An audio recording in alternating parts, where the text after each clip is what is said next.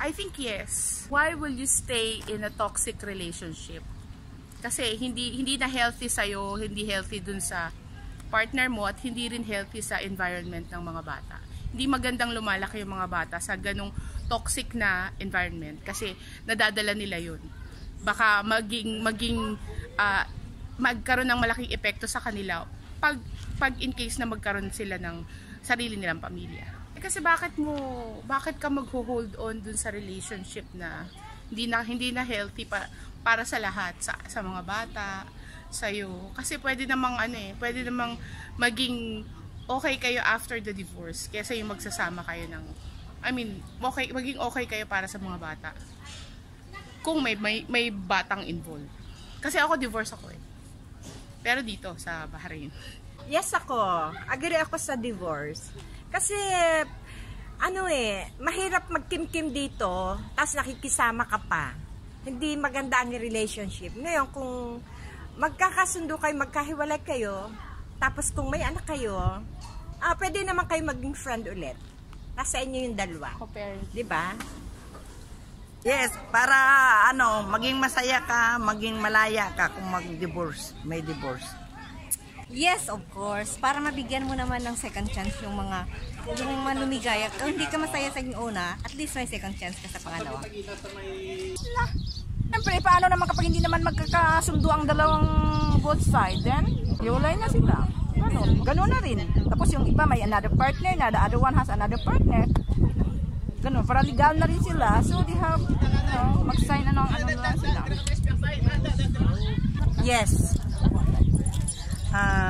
Because ang tao ay mayroong karapatan para magkaroon ng kalayaan mamili kung saan siya maging masaya. Ang isang papel na pinirmahan ay hindi katunayan na panghabang buhay kayo magsasama, dahil ang pagsasama ng mag-asawa ay dapat magiging masaya. Kung ang sa papel ay magpapahirap sa pagsasama, dapat ito ay tigilan na, putulin na, wakasan na. Yes. Basta lang. Hindi. Yes ako sa divorce. Kung hindi mo kayang tiisin yung asawa mo, bakit ka pa magtitiis? Divorce ka na lang, di ba? Lagi naman kayo nag-aaway. Wala rin namang mangyayari. Wala lang. Hindi ko pa naranasan mag-divorce eh. Siyempre tawag dito, mega ganda pa ba? Yes. Para madali yung maghiwalay ng asawa, para hindi na tatagal pa ang mga hiring-hiring. Yes! Para makahanap ng uli ng mapapangasawa. Ay, Yes na yes, kasi 18 years ko na buhat ang apelyido ng asawa ko. Hanggang ngayon. Ano ko pa? Tawag na, busit na ako. Gusto ko ibalik sa apelyido kong luma. Kaya yes. For me, yes. Kasi para kung hindi na masaya, may chance silang may chance silang to change their life. Para may chance silang mag-change o may gusto silang gawin sa buhay, mag-change. Yeah. Kung hindi na sila masaya, let go. Yes po. Kasi marami naman naghiwalay about sa divorce na ganyan eh. Diba, karamihan sa atin dito sa ibang bansa, gano'n. Thank you. Divorce depende sa reason ng mag-asawa.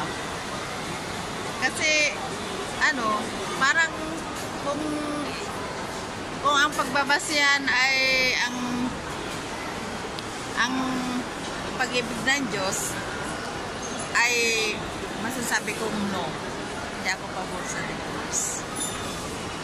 Kung sa makatao lang naman, depende din sa reason. Kung pinapatay ka na, binubugbog ka, o kaya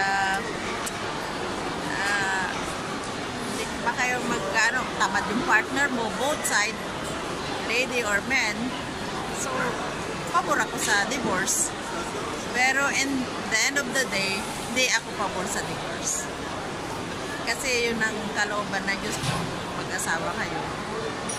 So, kailangan panindigan nyo yung pangako nyo sa pinagsumpaan nyo sa Panginoon. Yun lang. Happy Barren Day, Edo Parang. Yes! Dapat kasi for freedom na yun eh. Kapag kapag hindi ka na masaya sa inyo, eh kaso ang mahal-mahal naman ng divorce. Okay yun, yes yun, tumura. Yes din. Basta para ano na. Para basta free na lang. Divorce na lang. Yes? Yes. Para yes lang. Para sa akin, yes lang. Yes. Yes lang po ako. Yes. Free para ano ba? Legal na ba? Makalaya na ako. sa ex ng Ewan. Yes, pabor ako. Siyempre, di ba? Pag nawawala na ng pagmamahal yung partner, why not? Bigyan mo naman ng chance lumigaya yung isa't isa. Yun lang para sa akin. Of course, yes. Para malaya na ang lahat na ayaw na sa kanilang mga partner. Ganun lang. Yes. Okay tayo dyan. Hindi kasi ano, di ba, mahirap na bakit? Kasi gusto kong mag-divorce din ako. Kasi ano tawag niyan, may karapatan din tayong babae na makipag-divorce sa asawa natin. Dahil, yun na nga, para magiging malaya at malaya din yung partner natin. Hindi naman sa makikipag-divorce ka or na-aprobahan na yung dahil maghahanap ka ng iba para sa kalayaan na rin sa sarili.